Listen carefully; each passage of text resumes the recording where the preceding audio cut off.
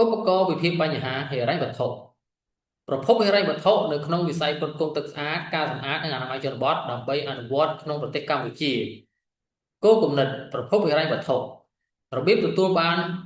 ចំណាយសម្រាប់ការផ្ដល់សេវាទឹកស្អាតការសម្អាតនិងអនាម័យជនបទថវិកាសម្រាប់ការផ្ដល់សេវាទឹកស្អាតការសម្អាតនិងអនាម័យជនបទជាធម្មតាបានមកពីប្រភពហិរញ្ញវត្ថុដូចខាងក្រោម1រាជរដ្ឋាភិបាលថវិកាជាតិហិរញ្ញប្បទានឥតចំណងនិងប្រាក់កម្ចីដៃគូអភិវឌ្ឍថវិការបស់ម្ចាស់ជំនួយវិស័យឯកជនថវិកាផ្ទាល់ខ្លួននិងប្រាក់កម្ចីសប្បុរសជនថវិកាផ្ទាល់ខ្លួននិងសមាគមសហគមន៍បុណ្យការសាមគ្គីបុណ្យកឋិនទាននិងតាម